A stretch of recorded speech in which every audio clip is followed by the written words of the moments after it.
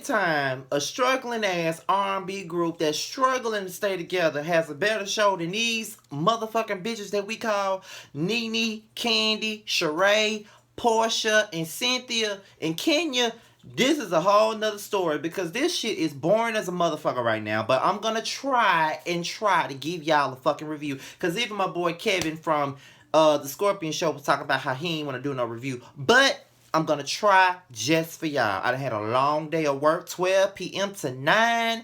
I came home, downloaded the fucking episode so I can give y'all a fucking review. I'm gonna try my best to give you one. I'm all in my mama bathroom doing the video. But at the end of the day, it's all for y'all. I only wrote down, I only got like 7 notes. You know, I got my Housewives notes on one side and I got my escape note. So you see that? Child, a fucking mess. But let's just get to the fucking review. Now, you can tell that Porsha ain't got no motherfucking body to film with. Not one soul want to film with this dumbass bitch. So she got to film with a family. So, you know, I think Lauren and her baby daddy having an issue, so she comes to stay with Porsha. And, you know, you got Lauren there, you got Diane there, and I really forgot what Diane's sister was named, but her and Diane look like twins. So it was kind of awesome to see Porsha family, see how much alike they all look. And for a long time, I thought that Lauren was Diane's daughter, but come to find out, she ain't her daughter, but she looks so much like her, but it is what it is. So, you know, she's giving them... Oh, and I saw Porsha's brother Jose on the scene, too. Now, I don't know if that's Porsha's mama's son or not, but, you know, whatever. So, they all trying to get Lauren settled. And at this point, they talk about the party and how, you know, she claims that her and Candy is at a better place. Bitch, you and Candy are not at a better place. And you know y'all not at a better place. Y'all barely spoke. Y'all are not at a good place. It's just funny how folks that hurt you really believe that y'all in a better place. But we're going to talk about that in the escape review. But bitch, y'all are not in a better place, so stop lying. But anyway, she talked about the fight between her and Nene. Now, I was 100% with Porsha. With that whole fight with Nene. I was with her on it. Now, y'all know I don't fuck with Porsha Williams at all. But I was 100% with Porsha on there. Nene did say that her and Phaedra should be fired. No, she didn't use the words, but she insinuated that her and Phaedra needs to be fired. She did say that. And Porsha, rightfully so, got her ass together. Literally, her big ass together. Literally. So it is what it is. But it ain't really nothing else to say on that damn scene. You know, she just told them how she felt about the fight. So we get into Cynthia and Kenya. And, you know, Kenya is feeling the stress at this point because, you know, it was in the blogs this summer that, you know, Kenya got married, but she didn't want to put her husband on the show. Now, a lot of my subscribers or people that just now tuning in to my shit want to come in on my video last week and tell me that, okay, Kenya has so much to say about everybody else's marriage, but hers is off limits. That wasn't what the fuck I was saying. And who else marriage was she involved in? Because if anything, that shit with Apollo was a big ass lie.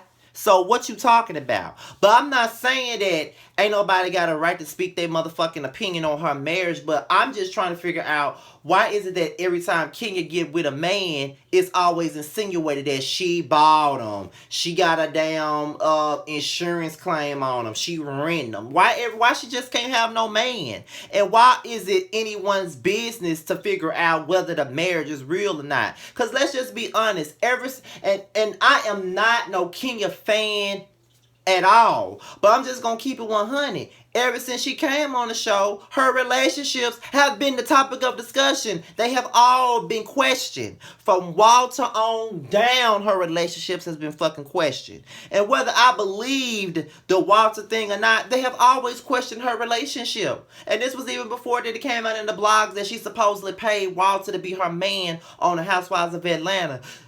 They was filming and Nene was saying, I don't feel like it's a real relationship. What's a real relationship? You know what I'm saying? So I'm not sitting up here saying that nobody has a right.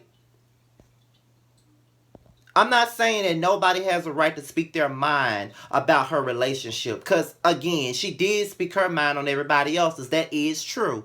But at the end of the fucking day, I just feel like, as far as, I haven't seen the marriage certificate, I haven't seen this. Why do y'all care so much? I'm just trying to figure out why the fuck y'all care. Y'all bitches got me defending this bitch. And y'all know I have drugged that bitch like Porsha drugged her across that stage for the past couple of seasons. Now y'all got me defending her ass. Leave the bitch alone. Let her be happy. Because I honestly believe that this marriage is real. For once, I believe that it's real.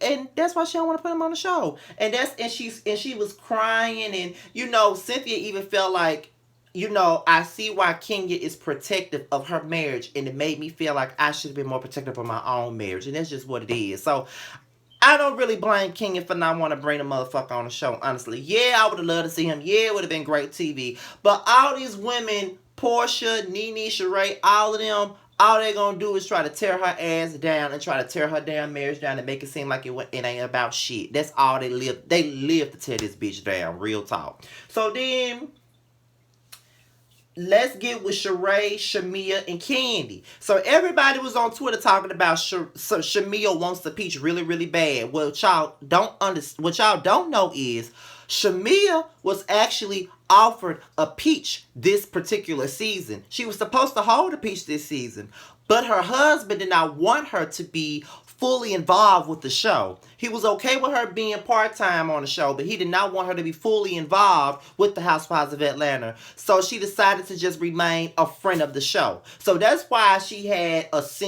all these scenes and shit, because she was supposed to hold a peach. Honestly, I wanted Shamea to hold a peach. I want to know more about her life. You know what I mean? I like Shamea, so it is what it is, but as they're talking about her Kenyan wedding, they discuss Porsha and how she said that she not going to be at the wedding.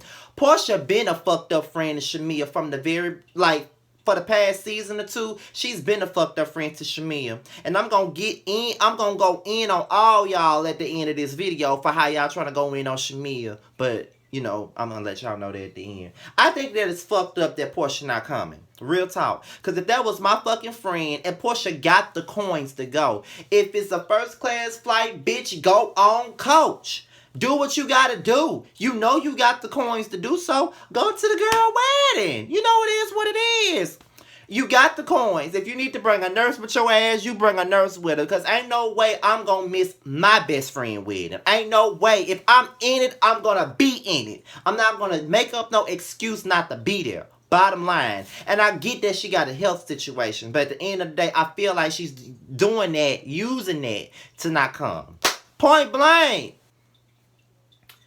So, Kenya talking to Brandon on FaceTime. They discuss what's going on between her and Mr. Daly and how this whole, and I think she's talking about production at this point, about how this whole thing is really wearing him down, how he got to defend her against everybody from his family to his friends. He got old bitches trying to get at him because of Kenya showing him shit that she did over 20-some years ago. That got to be hard for her. And I really do feel bad for Kenya, because when it come down to her, everybody act like she can't get no man. Okay, her skin might not be the best, but at the same point in time, Kenya is not an ugly woman. I really believe that if she really wanted to have a man, she can get one. She got one now. What make y'all think she can't get no fucking man? What make y'all think that she's so pathetic and ugly to the point to where she can't get no fucking man? I sincerely believe, and I don't even like this bitch, but she's a fellow Aquarius like myself. Go figure. But I do believe that the bitch can get a man. You know what I'm saying? Like, you ain't got to like her to understand that. Why she got to rent a man? Why she got to buy a man? Why she got to rent to own a fucking man? I really believe she can get a man if she really want one. It's not like she ugly. So, fuck up out of here with that. And then she started crying to production. And then I felt like, okay, this is some real shit. This ain't no TV shit. This is some real shit. She crying to the producers about her man. So, this is real. This is not no phony bullshit. She really trying to keep him away from her. So, we get into Shamea's bridal shower, her wedding party, whatever. And from the very beginning, the tension is thick between Candy and Porsha. Candy ain't fucking with Porsha. And that brings me to the shit that I've been seeing people say on Twitter and on Facebook.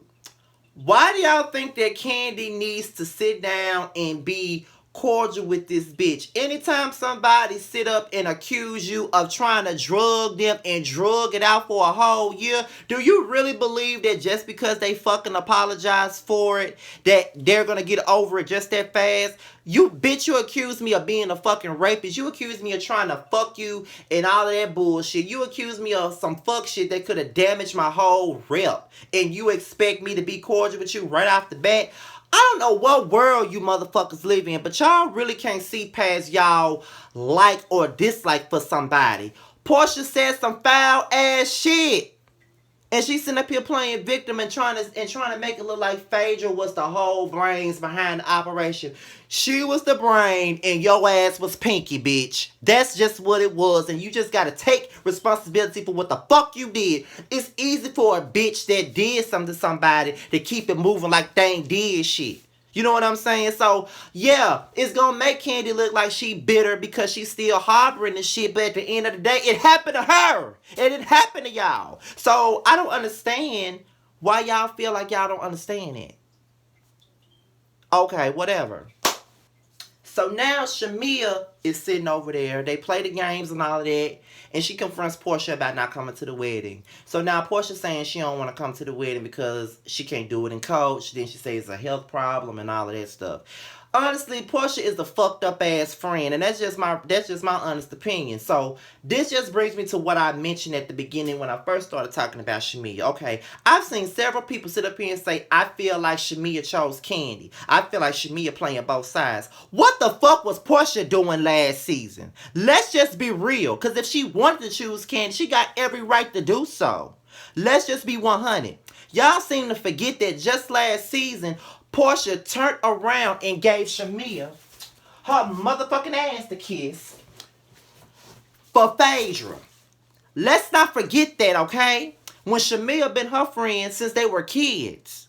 That's number one. Number two, she sat there and she let Phaedra pop shit on Shamea like that when she said she was fucking Candy and Todd.